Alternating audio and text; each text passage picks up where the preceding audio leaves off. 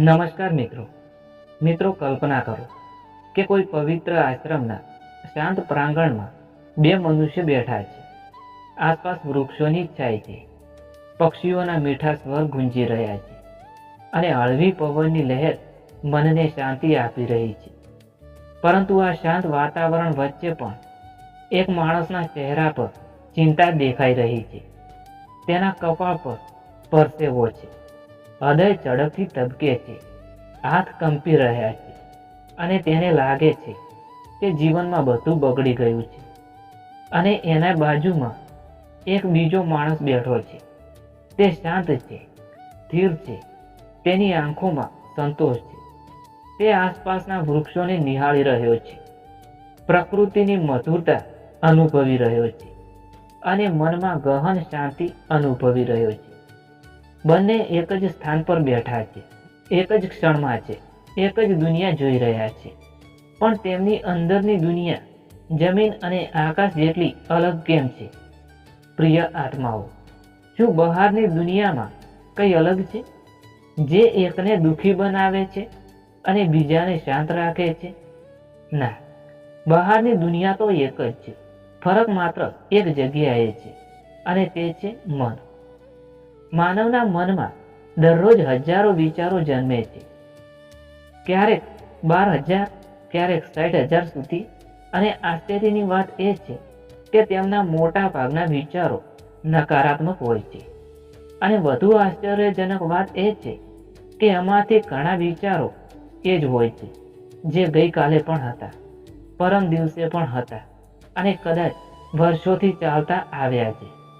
અર્થાત માણસ રોજ પોતાના મનમાં એ જ ભય, એ જ ચિંતા અને એ જ કલ્પનાઓની ફિલ્મ ફરી ફરી ચલાવે છે અને પછી પૂછે છે કે મને શાંતિ કેમ નથી મળતી?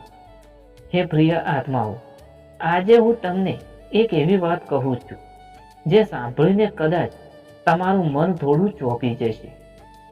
શું થશે જો હું કહું કે જેને તમે તમારી સૌથી મોટી શક્તિ માનો છો એ જ તમારું દુઃખનું મૂળ છે?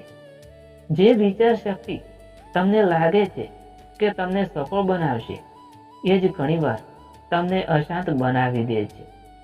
અર્જુન, એક વખત મેં પણ કુરુક્ષેત્રમાં તને કહ્યું હતું, મનુષ્યનું મન તેના માટે મિત્ર પણ બની શકે અને શત્રુ પણ બની શકે. આ દુનિયામાં આપણે ઘણીવાર સત્યને સીધું નથી જોતા. આપણે દુનિયાને વિચારોથી જોઈએ છીએ. એક જ વસ્તુને બે લોકો અલગ રીતે અનુભવે છે. કોઈ માટે સંપત્તિ સ્વતંત્રતા છે, કોઈ માટે એ બાંધી દેતી વસ્તુ છે. કોઈ માટે કામ સેવા છે, કોઈ માટે કામ એ ભાર છે. વસ્તુ એક જ છે પણ અર્થ અલગ છે. અને એ અર્થ કોણ બનાવે છે? મનુષ્યનું મન બનાવે છે. મનુષ્યને લાગે છે કે તેની લાગણીઓ બહારની ઘટનાઓથી બને છે, પરંતુ સત્ય એ છે કે લાગણીઓ ઘટનાઓથી નહીં પરંતુ તેમના વિશે વિચારવામાંથી જન્મે છે. એકવાર એક સાધુ નદીમાં નાવમાં બેસીને ધ્યાન કરી રહ્યો હતો. અચાનક બીજી નાવ આવીને તેની નાવ સાથે ટકરાઈ. સાધુ ગુસ્સે ભરાઈ ગયો.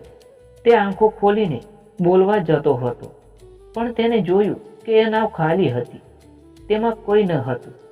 અને તરત જ તેનો ગુસ્સો ઓગળી ગયો, કારણ કે ગુસ્સો કરવો હોય તો કોઈ હોવું જરૂરી છે. હે પ્રિય આત્માઓ, અમારા જીવનમાં પણ ઘણી નાવ ખાલી હોય છે, પણ આપણે તેમને ભરેલી માનીએ છીએ અને ગુસ્સો કરીએ છીએ. ઘણી પરિસ્થિતિઓ આપણને દુઃખ નથી આપતી, આપણે તેના વિશે વિચારીએ ત્યારે દુઃખ જન્મે છે. મનુષ્યનું મન એક પ્રાચીન યંત્ર છે. જ્યારે માણસ જંગલમાં જીવતો હતો ત્યારે આ મન તેને બચાવતું હતું. ખતરો ઓળખવો, જંગલી પ્રાણીઓથી બચવું, જીવન ટકાવવું, આ બધું મન કરતું હતું. પરંતુ હવે મનુષ્ય જંગલમાં નથી રહેતો, પણ મન હજુ પણ ખતરાની શોધમાં રહે છે. બોસની એક વાતને પણ મન એવું માને છે જાણે શત્રુ આવી ગયો હોય. નાની ભૂલને પણ મન મોટો સંકટ તરીકે જોવે છે. મનનું કામ તમને ખુશ કરવાનું નથી, મનનું કામ માત્ર તમને જીવિત રાખવાનું છે. આથી તે હંમેશા સંભવિત ખતરાઓ શોધતું રહે છે. પણ હે પ્રિય આત્માઓ, વિચાર અને વિચાર કરવું આ બે અલગ બાબતો છે. વિચાર તો આકાશમાં ઉડતા પક્ષીઓ જેવા આવે છે, તેને રોકી શકાતા નથી. પણ વિચાર પકડીને તેના વિશે વારંવાર વિચારવું એ છે સોચવું. અને ઘણી વખત દુઃખ અહીંથી જ શરૂ થાય છે. જ્યારે સુંદર વિચાર આવે ત્યારે મન હળવું લાગે છે. પણ જ્યારે આપણે એ વિચારને શંકા, ડર અને ગણતરીઓમાં ફસાવી દઈએ છીએ ત્યારે મન ભારભરું થઈ જાય છે. સાચી ખુશી ત્યારે મળે છે જ્યારે મન થોડું શાંત થાય છે. બાળકોને જુઓ, તેઓ વધારે વિચારતા નથી એટલે તેઓ સ્વાભાવિક રીતે ખુશ રહે છે. ખુશી બહારથી આવતી નથી, ખુશી તમારી અંદરથી મૂળ અવસ્થા છે. વિચાર ઓછા થાય ત્યારે એ સ્વાભાવિક શાંતિ દેખાય છે. જેમ કાદવ ભરેલા પાણીના વાસણને તમે હલાવવાનું બંધ કરો તો કાદવ નીચે બેસી જાય છે અને પાણી સ્વચ્છ બની જાય છે. એ જ રીતે મન પણ સ્વાભાવિક રીતે શાંત થઈ શકે છે. તે માટે તમારે કોઈ જોર કરવાનું નથી, માત્ર એક વાત સમજવાની છે. હું અત્યારે ખૂબ વિચાર કરી રહ્યો છું. માત્ર આ જાગૃતિ આવતા જ વિચારો ધીમે ધીમે શાંત થવા લાગે છે. જ્યારે મન શાંત થાય છે ત્યારે પ્રેરણા જન્મે છે. મહાન વિચારો જોરથી વિચારવાથી નથી આવતા, તે શાંતિમાંથી આવે છે.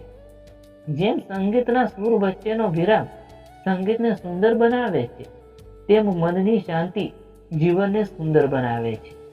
હે પ્રિય આત્માઓ, જ્યારે તમે અંદરની અવાજ સાંભળો છો ત્યારે તમે માત્ર પોતાને નહીં પરંતુ સમગ્ર બ્રહ્માંડની બુદ્ધિને સંભાળો છો.